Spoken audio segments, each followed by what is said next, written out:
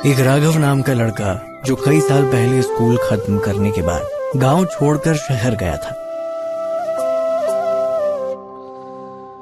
काफी समय के बाद गांव लौटने पर उसे गांव का जीवन अच्छा नहीं लग रहा था। राघव गांव की सड़कों पर घूम रहा था। उसकी आंखों में श्रेष्ठता का भाव झलक रहा था। तभी उसे अर्जुन ने आवाज दी। अर्जुन राघव का दोस्त था और वो गांव में ही रहकर किसानी करता था।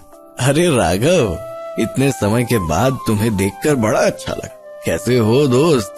और तुम्हारा शहर क्या कहता है? मैं ठीक हूँ अर्जुन, और शहर तो बिल्कुल अलग दुनिया है।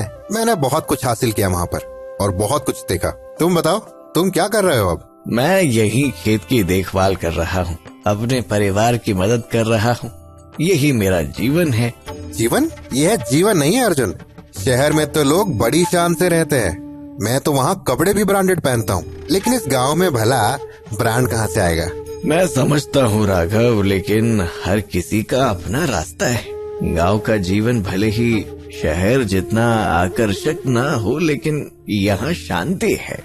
ऐसा कुछ नहीं होता अर्जुन। ये गांव का जीवन तुम्हें कहीं नहीं ले जा सकता। तुम्हें मेरी तरह कुछ बड़ा हासिल करना चाहिए।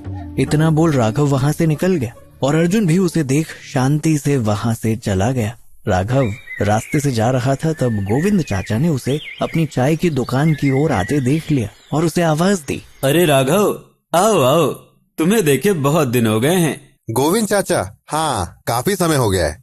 पिछली बार तुम्हें देखा था तब तो बहुत छोटे थे। लो बेटा, चाय पियो। राघव को वहाँ चाय पीना अच्छा नहीं लगा। उसे वो जगह काफी अस्वच्छ लगती है। नहीं चाचा, मैं चाय नहीं पीऊंगा। अरे बेटा, ये मेरी स्पेशल चाय है, एक बार पी के तो देखो। धन्यवाद चाचा, लेकिन चाचा अब मैं चाय सिर्फ बड़ी दुकानों में पीता हूँ, क्योंकि वो जगह काफी साफ सुथरी होती है। आपकी दुकान थोड़ी सी अस्वच्छ है। मैं यहाँ चाय नहीं पी सकता। अस्वच्छ? अरे बेटा, गांव के सभी लोग मेरी ही दुकान से चाय पी के जाते हैं। मैं जानता हूँ चाचा, लेकिन मैं गुणवत्ता से समझौता नहीं कर सकता। ठीक है, मैं चलता हूँ। राघव की बातों से गोविंद चाचा को बुरा लगा, लेकिन उन्होंने कुछ कहा नहीं और राघव वहाँ से चला गया। राघव घर लौटा तो उसने देखा कि आदेश जी सब्जी रोटी खा रहे थे। वो उनके पास गया और कहने लगा, पापा, मैं आपसे कब से कह रहा हूँ कि आप साधारण खाना मत खाया करो। आज हमारे पास बहुत पैसा है। आप सिर्फ बताओ आपको क्या खाना है, मैं सब कुछ खरीद सकता हूँ, सब कुछ। बेटा, इन सब चीजों की कोई जरूरत नहीं है। ये खाना तो मैं हर रोज खाता हूँ। राघव बोल रहा था, लेकिन आदेश जी को शांति से अपना नाश्ता करते हुए देख राघव चिड़चिड़ा हो गया और वहाँ से निकल गया। आदेश जी खेत में जा रहे थे, तभी गांव के चौराहे पर उन्हें गोविंद चाचा मिले। आदेश जी, कहाँ जा रहे हो? और राघव वापस आ गया है ना? अरे गोविंद, मैं खेत जा रहा हूँ, और हाँ, राघव 2 दिन पहले ही लौटा है। देखो आदेश जी, बुरा मत मानिए, लेकिन ऐसा लगता है कि राघव थोड़ा बदल गया है। ऐसा क्यों कह रहे हो तुम गोविंद? कल मैंने राघव को कई बार मेरी दुकान पर चाय पीने को कहा, लेकिन उसने मेरी बनाई चाय स्वस्थ नहीं है, वो अब बड़ी दुकानों में ही जाता है, ये सब कहा। गोविंद, मैं माफी चाहता हूँ, लेकिन मुझे यकीन नहीं हो रहा है कि राघव ने ये सब कहा। मैं समझता हूँ आदेश जी, लेकिन शहर जाकर कभी कभी लोग भूल जाते हैं कि वे कहाँ से आए हैं। ठीक है गोविंद, मैं उससे बात करता हूँ। चलो, मैं निकलता हूँ। हाँ, मैं करूँगा बात उससे। जैसे ही आदेश जी खेत जाने लगे, उनकी मुलाकात अर्जुन से हुई। आप कैसे हैं? आप इन दिनों ज्यादा दिखते ही नहीं हो। मैं ठीक हूँ। हाँ, अब काम कुछ बढ़ गया है, इसलिए थोड़ा व्यस्त हूँ। मैं राघव से मिला और मुझे लगता है कि वो थोड़ा बदल गया है। क्यों बेटा, क्या हुआ? हम बात कर रहे थे अंकल, तब उसने कहा कि गांव का जीवन अच्छा जीवन नहीं है। शहर में तो लोग बड़ी शान से रहते हैं, उनके तो कपड़े भी ब्रांड के हैं और हमारे साधारण हैं, ऐसा सब कह रहा था। क्या क्या राघव ने ऐसा सब कहा? तुम चिंता मत करो, मैं उससे बात करता हूँ। ठीक है, मैं चलता हूँ। दोनों वहाँ से निकल गए। शाम को जब राघव घर लौटा, तब उसने देखा कि आदेश जी फिर वही सब्जी रोटी खा रहे थे। राघव को गुस्सा आया और वो कहने लगा, पापा, आप हर दिन एक जैसी चीज कैसे खा सकते हो? क्या हुआ बेटा, मैं रोज यही तो खाना खाता हूँ। लेकिन पापा मैंने आपसे कहा था ना, अब आप अच्छी अच्छी चीजें खाओ। अब हम काफी बड़े लोग हैं, हमारे पास बहुत पैसा है। आप अब ये सब्जी रोटी खाना बंद कर दीजिए। आदेश जी को राघव की बातों से अब गुस्सा आ रहा था। ये क्या लगा रखा है तुमने राघव? हाँ, क्या है ये सब? और इतना ही पैसा है ना तुम्हारे पास? तो ठीक है, मैं शहद खाना चाहता हूँ। जाओ मेरे लिए शहद लेकर आओ, जाओ। ठीक है पापा, मैं अभी शहद लेकर आता हूँ। नहीं नहीं राघव नहीं, मुझे दुकान से लाया हुआ शहद नहीं चाहिए। मैं शहद खाऊंगा तो सिर्फ जंगल का ताजा शहद। मैं चाहता हूँ कि तुम खुद जंगल में जाकर शहद ले आओ। जंगल में केशव नाम का आदमी शहद बेचता है, सीधे वहीं से शहद ले आओ। जंगल? लेकिन पापा वहाँ तो खतरा हो सकता है ना, बाजार में भी तो वही शहद मिलता है। मैं बाजार से खरीद के ले आता हूँ। नहीं राघव, मैं शहद खाऊंगा तो सिर्फ जंगल का ताजा शहद, समझे? ठीक है पापा, मैं जंगल जाकर आपके लिए शहद लेकर आता हूँ, लेकिन मैं कार से जाता हूँ ताकि शाम को समय से वापस लौट आऊं। राघव जंगल जाने के लिए निकला। जैसे ही राघव जंगल में पहुंचा, वहाँ सिर्फ पेड़ों की घनी छांव और एक भयानक शांति थी। राघव खुद से ही बोलने लगा कि कितना डरावना है ये जंगल, और कितना बड़ा भी है। अब भगवान जाने मुझे यहाँ शहद मिलेगा भी या नहीं। जैसे जैसे वो आगे बढ़ रहा था, जंगल का रास्ता और खराब हो रहा था और ऐसे में उसकी कार और आगे नहीं जा रही थी। चिड़चिड़ा होकर राघव पैदल ही चलने लगा। तभी उसका पैर फिसला और वो गिर गया। वो कीचड़ से पूरा लथपथ हो गया था। राघव को और ज्यादा गुस्सा आ गया और वो बड़बड़ाने लगा, हे भगवान, एक तो पहले ही मुझे शहद नहीं मिल रहा और ऊपर से ये कीचड़। इस तरह वो शहद वाला मुझे कैसे मिलेगा? फिर भी राघव आगे बढ़ता रहा। कुछ आगे जाकर ही उसे एक छोटा सा घर दिखाई दिया और वो उस घर की ओर चलने लगा। घर के पास आने के बाद उसने दरवाजा खटखटाया। जैसे ही केशव बाहर आया, राघव कहने लगा कि क्या केशव यहीं रहते हैं? जी, मैं ही केशव हूँ। मुझे शहद चाहिए, क्या आपके पास शहद होगा?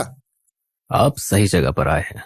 देखिए, मुझे सबसे अच्छा शहद चाहिए। पैसों की चिंता आप मत करिए, मुझे बस सबसे बेहतरीन शहद चाहिए। अवश्य बाबूजी, मैं अभी शहद लाता हूँ।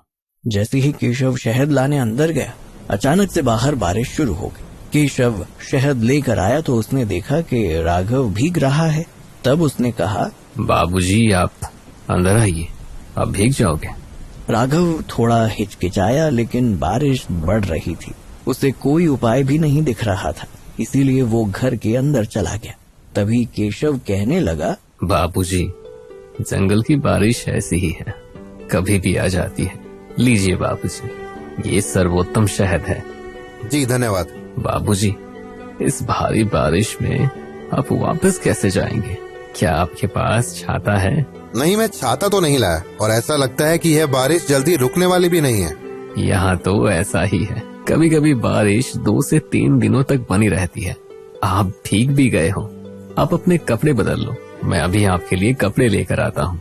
अरे यार, इनके कपड़े तो कितने गंदे होंगे, मैं कैसे पहन सकता हूँ इन कपड़ों को? जी नहीं, आप रहने दीजिए, मैं नहीं पहनूंगा। अभी कुछ ही देर की तो बात है, बारिश रुक जाएगी तब मैं घर जाकर नहा लूंगा।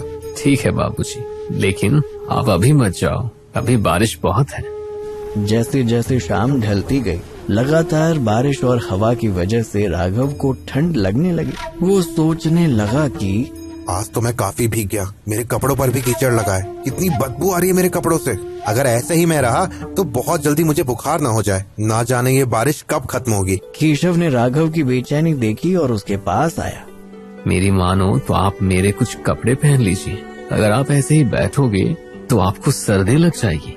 राघव शुरू में झिझक रहा था, लेकिन ठंड लगने से अच्छा उसने वो कपड़े पहनने का सोचा।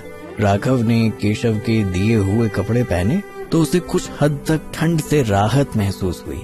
अब रात हो गई थी, लेकिन बारिश नहीं रुकी। तभी राघव ने केशव से पूछा कि क्या आपके पास छाता होगा? नहीं, मेरे पास तो एक भी छाता नहीं है। जंगल में अकेले रहता हूँ तो मुझे छाते की जरूरत नहीं पड़ती। आप आज की रात यहीं रुक जाइए, कल जब जंगल के अधिकारी आएंगे तो आप उनके साथ चले जाना। राघव ने सोचा कि क्या यहाँ रुकना ठीक रहेगा, लेकिन बाहर चलती तेज बारिश की वजह से वो रात में वहीं रुक गया। खाने का समय होते ही केशव ने राघव को आवाज लगाई, बाबूजी आइए, कुछ खा लीजिए।